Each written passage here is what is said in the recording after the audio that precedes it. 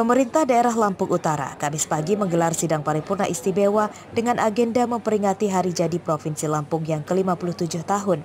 Sidang paripurna ini digelar di gedung DPRD setempat dengan melibatkan unsur Forkopimda. Pada sidang paripurna, seluruh peserta mendengarkan pidato Gubernur Lampung Arinal Junaidi. Tema Hari Jadi Provinsi Lampung ke-57 tahun ini yakni mewujudkan pembangunan daerah yang berkelanjutan untuk rakyat Lampung percaya. Tidak lain adalah dengan niat yang tulus ikhlas. Dan hikmah yang kita ambil pada hari ini, mari kita bangun kebersamaan untuk membangun Provinsi Lampung, dan demikian pula mari kita bergandengan bersama untuk membangun Kabupaten Lampung Utara agar ke depan lebih baik dan maju. Prioritas bagi kita ketika itu dapat berjalan dan itu yang kita harapkan, maka insya Allah khususnya Lampung Utara ini dapat aman, nyaman, dan saling menghargai dan menghormati. Sidang paripurna istimewa dalam rangka memperingati hari ulang tahun Provinsi Lampung ke-57 tahun juga digelar di gedung DPRD Lampung Selatan. Pada sidang ini, peserta sidang mendengarkan pidato Gubernur Lampung secara virtual. Berbeda dengan di Lampung Utara, sidang paripurna ini di gedung DPRD Lampung Selatan ini tidak dihadiri oleh Bupati Lampung Selatan Nanang Ermanto dan wakilnya Pandu Kusuma Dewangsa. Bupati dan wakilnya mengikuti upacara peringatan Hari Jadi Provinsi Lampung di tempat terpisah, yakni di Gedung Raja Basa yang terletak di Komplek Kantor Bupati Lampung Selatan. Diharapkan dapat memberikan makna dan rasa syukur serta motivasi kita untuk meningkatkan semangat pengabdian terbaik kita dalam rangka memajukan masyarakat Lampung umumnya dan khususnya masyarakat Kabupaten Lampung Selatan. Hal ini sejalan dengan tema HUT Provinsi Lampung ke-57 adalah mewujudkan pembangunan daerah yang berkelanjutan untuk rakyat Lampung percaya.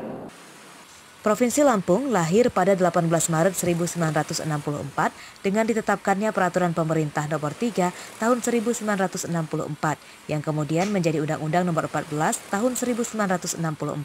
Sebelum itu, Provinsi Lampung merupakan kresidenan yang tergabung dengan Sumatera Selatan. Provinsi Lampung memiliki luas hampir 35.000 km persegi dan ada 15 kabupaten dan kota di dalamnya. Tim Liputan melaporkan dari Lampung Utara dan Lampung Selatan.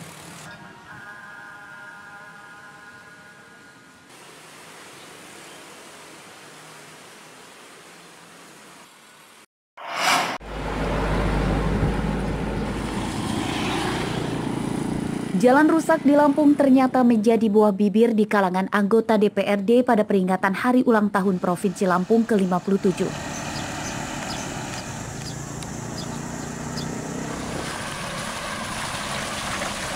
Usai rapat sidang paripurna istimewa memperingati Hari Jadi Provinsi Lampung pada Kamis pagi, pihak Ketua Komisi 3 DPRD Lampung Utara mengaku kecewa dengan banyaknya jalan rusak di kabupaten setempat. Namun hingga sekarang, pemerintah kabupaten setempat terkesan tak peduli.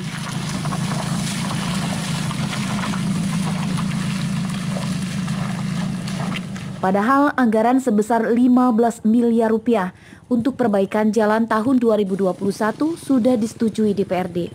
Menurut pihak DPRD, jalan rusak di Lampung Utara terjadi nyaris hampir di seluruh wilayah kabupaten itu.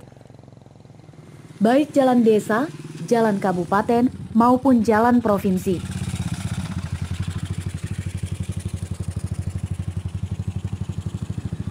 Kondisi jalan rusak itu selalu dikeluhkan pengendara motor maupun mobil karena kerap menimbulkan kerusakan kendaraan, kecelakaan, hingga kejahatan.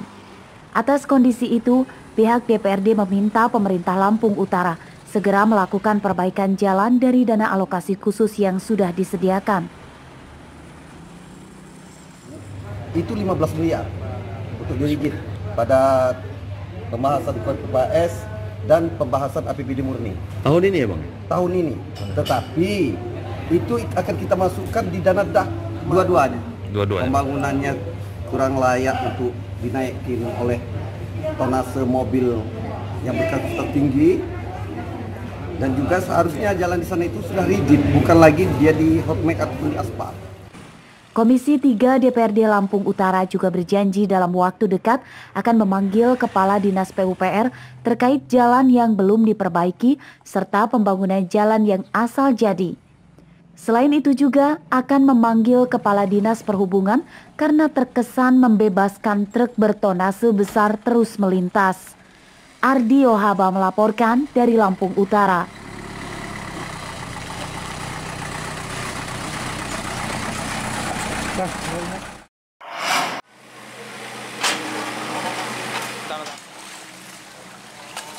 Untuk mengatasi rutin bencana banjir, Sungai Waiawi yang terletak di Kelurahan Jagabaya 1, Bandar Lampung dinormalisasi. Normalisasi sungai ini melibatkan satu alat berat yang bekerja mengeruk lumpur di dasar sungai.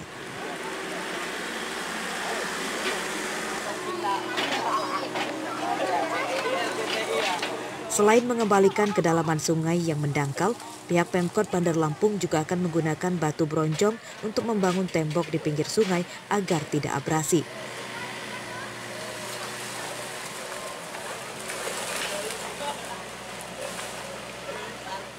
Menurut warga, permukiman di sekitar Sungai Waiawi menjadi langganan banjir saat musim hujan tiba. Penyebabnya adalah sungai mendangkal sehingga tidak mampu menampung debit air hujan dan akhirnya meluap ke permukiman.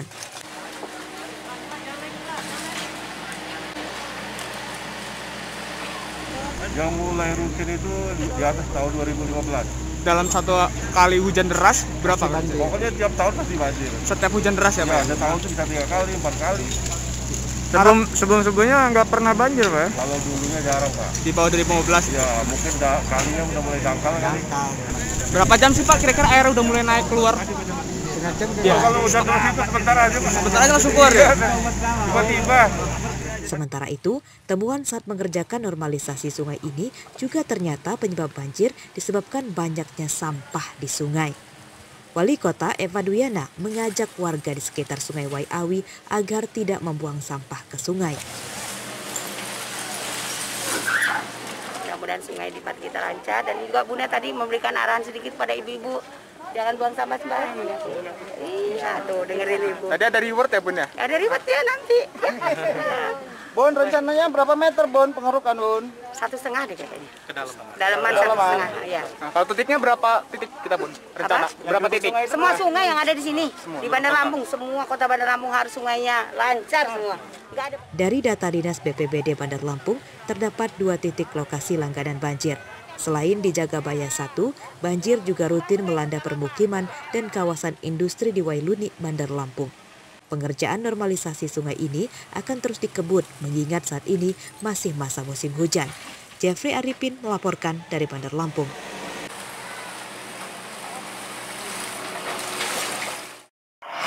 Agar kita bilang bagus, PPK 500 juta rupiah. Sidang lanjutan korupsi fee proyek mantan Bupati Lampung Tengah, Mustafa, kembali digelar di Pengadilan Tindak Pidana Korupsi Tanjung Karang Kamis siang. Sidang kali ini menghadirkan sejumlah saksi, salah satunya Kepala Inspektorat Lampung Tengah, Muhibatullah.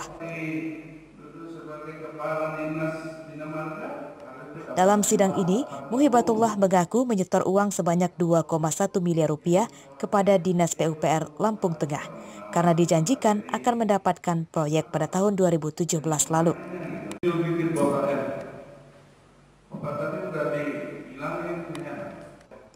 Uang sebanyak 2,1 miliar rupiah itu diakui Muhibatullah didapat dari para rekanan proyek sebanyak 1,2 miliar rupiah dan sebanyak 900 juta rupiah merupakan uang pribadinya.